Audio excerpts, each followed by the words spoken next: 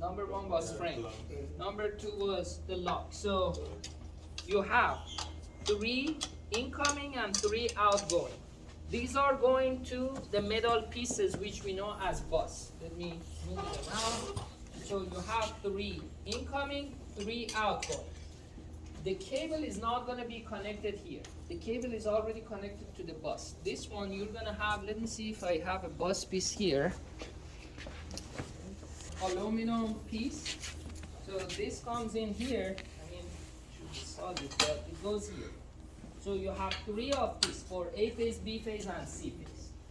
So you don't have any cable or lock connected here. That's for the connection. On this one, yeah, this is just the control circuit. This is not the trip unit.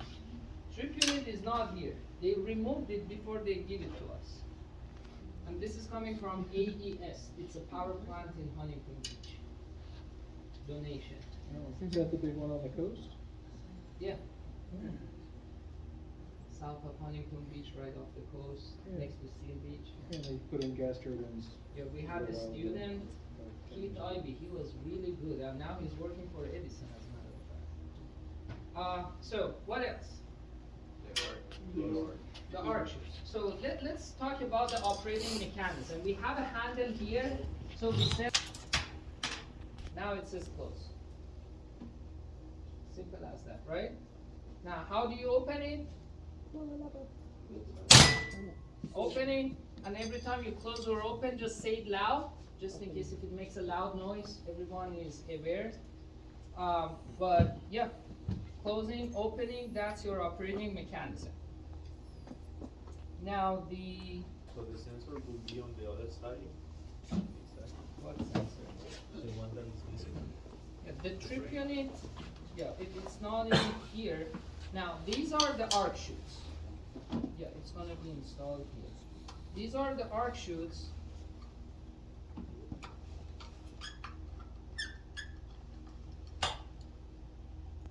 Yep, now you can. It's open, right? That's the arc chute. The whole thing is the arc chute. It's ceramic. In old days, they were using asbestos. So if you are working on old piece of breaker, don't disturb anything. As part of the maintenance, we just take it apart, take it out, and look at it, take a picture, and if there's a broken piece, just put it on the report. So we don't do any, you know, how you found it during the inspection. If you see a broken piece, if you see it's too dusty, take pictures. Pictures are super helpful. Down at the report? Yes, yes, indeed.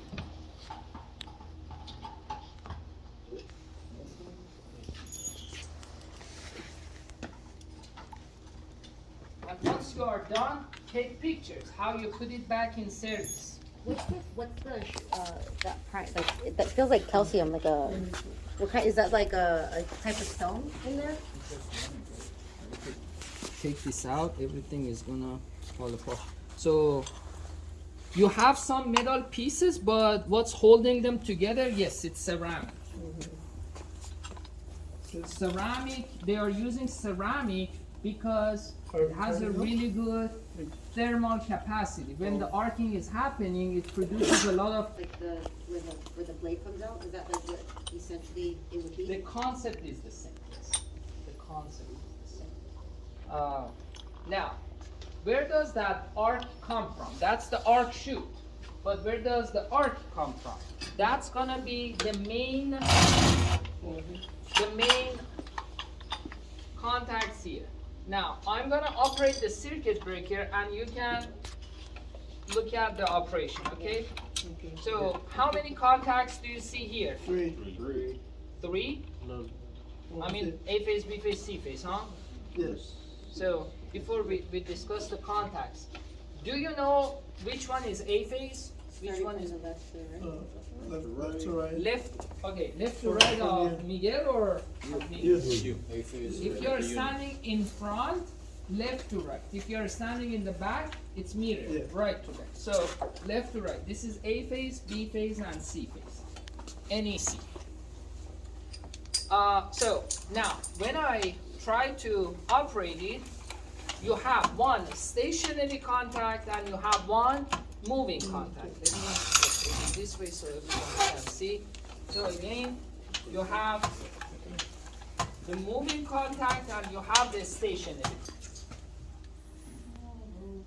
Yeah, we can. I pull. Is the operation of circuit breaker. So if I slowly close this circuit breaker, what's gonna be the very first contact? Center part. The center. The center pads. Of contacts. the little squares, Yeah. right? Everyone agrees? Yeah. So the little squares come together. So if you have the short circuit, this one starts small contact, and your arc shoot is right here. It's helping extinguishing the arc. In the meantime, you're gonna have the main contact come together. So you are closing, and then the arc is extinguished, your main contact are in place, and now you have the full operation. Now, is this one where we can face it direct, like, or do we have to like still keep like a distance away from it? Like when we did for the first one. This one, it doesn't matter because, We were being close and not close. okay, for this one is gonna be installed in the enclosure. When it's in the enclosure, you have, I guess we discussed two options. One is the chicken switch. So you have a piece of equipment installed on here, and chicken switch is $4,000. It's not cheap. So you put that chicken switch here, and then you have a tiny control wire. You can go and stand on the other side of the room. And when you operate the chicken switch, it's gonna close or open. Because both are dangerous, closing or opening. The other one was the mimic panel. The mimic panel is gonna be a remote board with all the switches, so you're gonna be far away. But those options are typical for the medium voltage and high voltage. For the low voltage, you just do it in front of the gear. So the purpose of the arcing contacts is to sort of absorb the damage from the arc and keep the main contact Absorb the shock. clean. Yeah. Yeah, so you can reuse it a bunch of times, so it doesn't Exactly. trash the main That's contact. why you have this extra contact here. Yeah, draw out one. We don't wanna put all the pressure and arcing on the main contact. It's gonna wear out quickly. So circuit breaker is gonna operate many times during its lifetime. So yeah, that's why we wanna just reroute the arcing and the pressure to the arcing contacts and the arc chip. So that's why when you open it, this is the first thing coming to contact. Now these are closed. You see, it's arcing, and then the arc goes out, and then you close the main contact. Alright, anyone wants to see the operation closely? Or you guys in the back, you can give it a try. Question, how did you say you built, like, This one is gonna be a piece of metal. We call this bus bar. Bus bar or bus.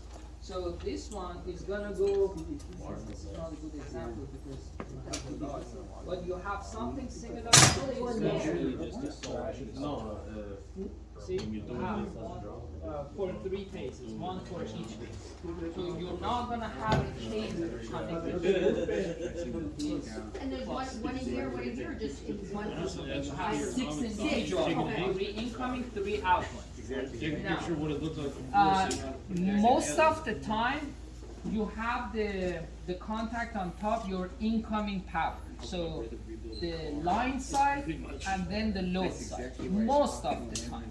But there is no guarantee. I was working in a facility that was the other way around.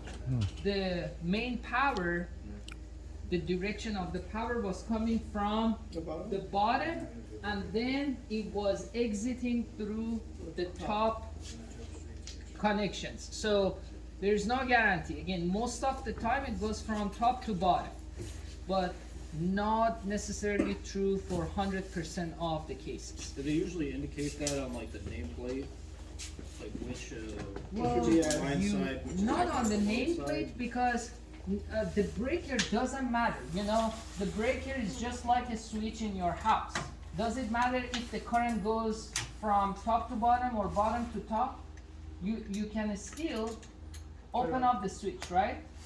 I mean, I'd assume on something like that, you know, it doesn't really matter, but I definitely assume on these larger scale ones it would probably apply. So on the nameplate, you cannot identify that because you don't know what you have in the field. But after the installation, it is a really great idea to have a sign or indicator or something on the panel saying that yes, the direction of the power is from top to bottom, or it's backward. You know, some indication for the electrician who's gonna be working. How are these manufactured? Like, are these like assembly line type of? Especially these are old. I mean, on the nameplate, can you see the manufacturer date for this one?